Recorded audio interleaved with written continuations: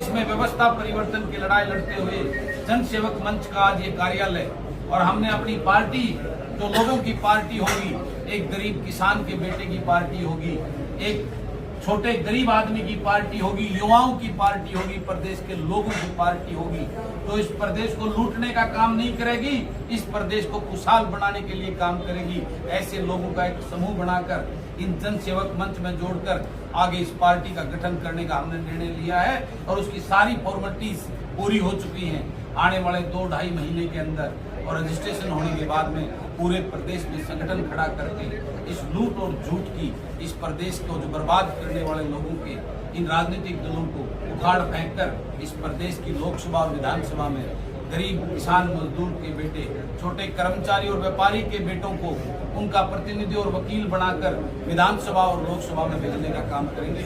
इस उद्देश्य को लेकर उस मुहिम को आगे बढ़ाते हुए ये आज जीत कार्य। विधायक जी, आपने कांग्रेस को भी ब्लेम किया, बीजेपी को भी ब्लेम किया, लेकिन इन दिनों जो एनवायरमेंट सामने आ रहा है उसके अकॉर्डिंग तो कांग्रेस में बम्पर ज्वाइनिंग हो रही है। वही बात मैं बात आपको बोलना चाहता हूँ। जिस कांग्रेस के 9 साल पहले उसकी कार्यशैली को देखकर प्रदेश के लोगों ने उसको जो है ना सत्ता से बाहर करने का काम किया था, मात्र 9 सीट देकर उसको जो है बेदखल किया था। आज वही पार्टी है, वही नेता है, वही लोग हैं, वही सोच है। आज क्या खुशबू आने लगी। मैं आपको बताना चाहता हूं, इस प्रदेश के लोगों ने चौटाला परिवार का राज भी देखा है जिसको भूल नहीं सकते, इस कांग्रेस का राज भी देखा है उसको भूल नहीं सकते, और इस भाजपा को भी देखा है। लेकिन आज कोई विकल्प नहीं है। ये जजपा और ये दल खत्म हो चुके हैं। आगे इनकी जमानतें नहीं बचने वाले, इन परिवारों से कोई विधानसभा में पहुंचने वाला नहीं है। उसके बाद भाजपा के को हराकर विकल्प के रूप में सिर्फ कांग्रेस नजर आती है। हम वो विकल्प इस प्रदेश के लोगों को देने जा रहे हैं।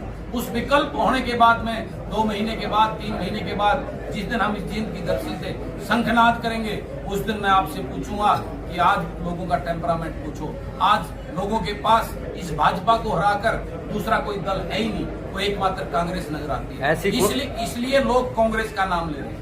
जिस दिन इस प्रदेश के लोगों को विकल्प नजर आएगा, इस प्रदेश के लोगों को उनका अपना कोई बेटा खड़ा नजर आएगा जो उनके लिए लड़ेगा, उनके हक उनको दिलाने का काम करेगा, उस दिन आप देखिए कि लोग किस प्रकार से सर आंखों पर बैठाकर इस प्रदेश के विकल्प की तरफ जाने। ऐसी कौन सी जादू की छड़ी है कि आप घुमाओगे और आप विकल्प बन जाओगे? मैंने अपनी कार्यशैली दिखाई है लोगों को।